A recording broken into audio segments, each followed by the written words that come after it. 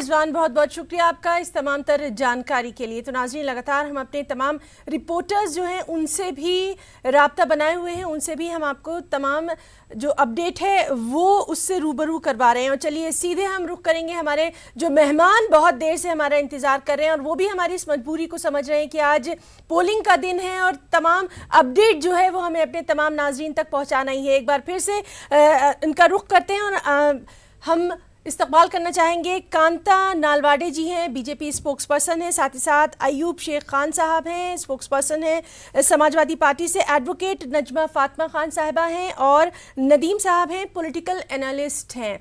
तमाम लोगों से सिर्फ एक ही सवाल करना चाहेंगे। चलिए शुरुआत करेंगे कांता नालवाडे जी से। कांता जी, आपसे जानना चाहेंगे, जिस तरह से लगातार हम बात कर रहे हैं कि बहुत सारे वोटर्स को काफ़ी दिक्कतें देखने में आई हैं, उनकी वोटर लिस्ट से नाम गायब हैं या फिर ईवीएम की भी शिकायतें आई। अभी ये सेकंड फेज रहा, आगे इस तरह की परेशानियां ना हो इसके लिए क्या कुछ?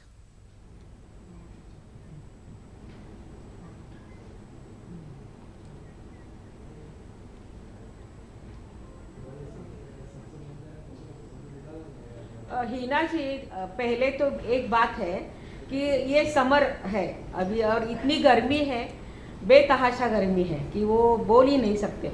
और बिकॉज ऑफ अ हीट वो जो ईवीएम मशीन है उस पर असर होता है और इसलिए मशीनें खराब होती है। लेकिन इसके लिए पर्याय के रूप में इलेक्शन कमीशन जो है उन्होंने कुछ तो इसके ऊपर उपाय करने चाहिए थे, नंबर 1। और नंबर 2, वोटर्स लिस्ट में बहुत सारे लोगों के नाम मिसिंग है, नाम नहीं है। तो ये इलेक्शन कमीशन जो है उन्होंने बिफोर इलेक्शन 6 महीने पहले आ रहे हैं बिल्कुल आ रहे हैं। हाँ, हेलो, मुझे आवाज आ रही है आप लोगों की? हेलो कांता जी, आप अपनी बात जारी रखिए। मुझे आप लोगों की आवाज आ रही है। तो नाज़रीन, हम लगातार बात कर रहे हैं, हमारे जो ख़ास मेहमान मौजूद हैं।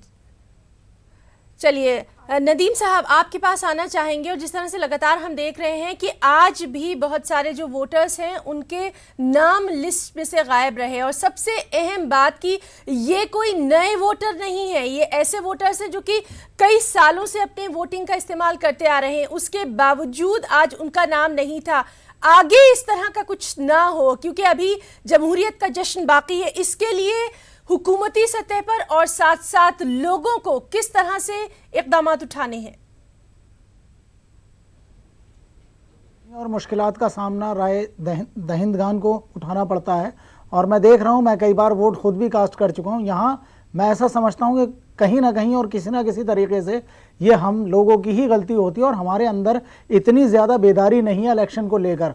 जब इलेक्शन आता है उस वक्त हम थोड़े बहुत लोग जो है वो बेदार होते हैं और ये सोचते हैं कि अब इलेक्शन आ गया, अब हमें अपने हक़े राय दही का इस्तेमाल कर देना चाहिए। जबकि यूरोप में और अमेरिका में या फिर वेस्ट में हम जाते हैं तो वहाँ पर हम देखते हैं कि इलेक्शन कमीशन वहाँ का लगातार कंटिन्यूटी के साथ जो है एक कैंपेन के तौर पर इलेक्शन जब जब नज़दीक आता है तो प्रोग्राम मुख्तलिफ तरीके से चलाए जाते हैं वहाँ पर और चलाता रहता है। मगर हिंदुस्तान में चूँकि बहुत बड़ी जमहूरियत है हमारी, और हम इसे ऐसे भी कह सकते हैं कि दुनिया की सबसे बड़ी जमहूरियत हमारे मुल्क में, हम लोगों के लिए खुशनसीबी की बात है कि हम एक ऐसे मुल्क के अंदर रहते हैं, ऐसे मुल्क के बाशिंदे हैं जहाँ दुनिया की सबसे बड़ी जमहूरियत है, लेकिन हम लोग उस तरीके से और उस तौर से अपने हक़े राय दही के लिए अवेयर नहीं होते हैं। हमारे अंदर बेदारी की कमी होती है।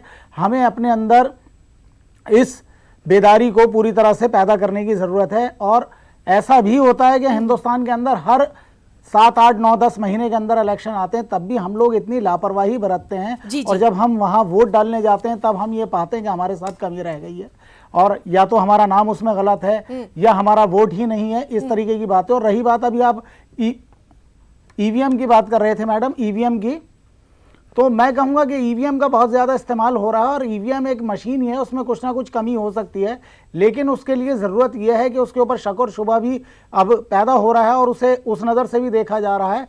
तो इलेक्शन कमीशन से मैं रिक्वेस्ट करूँगा, मैं उनसे गुजारिश करूँगा कि आप ईवीएम को लेकर थोड़ा बेदार और मोहतात रहें और ईवीएम के अंदर इस तरीके की कोई भी कमी को ना छोड़ें जिसकी वजह से वोट देने वाले लोगों को परेशानियां उठानी पड़े और बार बार इस तरह की आवाजें उठती रहें कि ईवीएम में कुछ गड़बड़ है, ईवीएम सही तरीके से काम नहीं कर रही है, या ईवीएम को लेकर लोगों के अंदर कुछ शक व शुबहात जो है वो पैदा हों।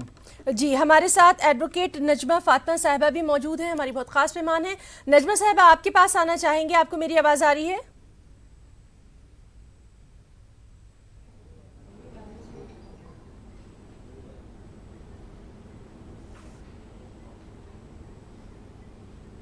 जी जी आ रही है। नजमा साहिबा, जिस तरह से लगातार हम जो इक्वेशन देखते रहे हैं सियासी पार्टियों की, तो कांग्रेस जो है वो कहीं ना कहीं तमाम चीजों को लेकर साफ नजर नहीं आई। इलेक्शन से पहले तक हम देखते रहे कि उसका जो सियासी गठबंधन है उसके बारे में पसोपेश रही, तो क्यों इस तरह से देखने में आया?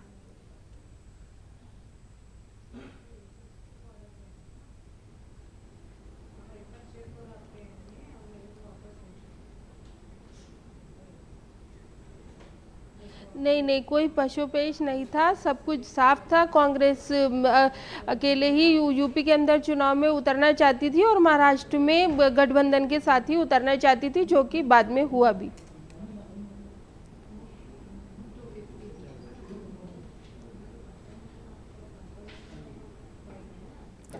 जी नजमा साहब, अपनी बात जारी रखिए।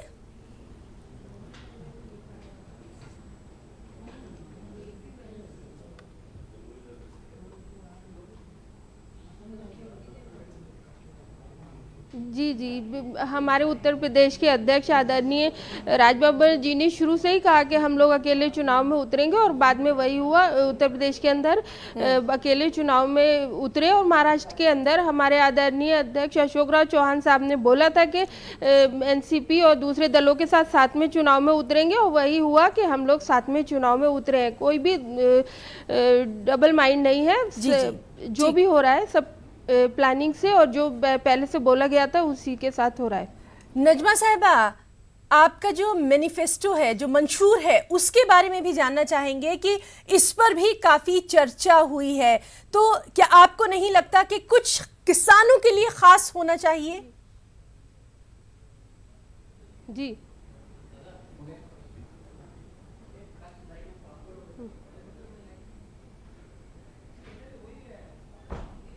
हाँ, किसानों के लिए खास है। कर्जा माफी के लिए घोषणा की है, महिलाओं के लिए है, 33% आरक्षण के लिए हम प्रतिबद्ध है और कांग्रेस का जो घोषणा पत्र होता है वो वचन पत्र होता है, कांग्रेस उसे निभाती है। हमेशा जो भी कांग्रेस ने वादे किए हैं वो निभाए हैं। कोई जुमले नहीं देती कि 15 लाख देंगे। हमने 72,000 की बात करी है और हम वही देंगे जो कि महिलाओं के खाते में जाएगा। हर किसी के लिए कुछ ना कुछ कांग्रेस के मैनिफेस्टो में है।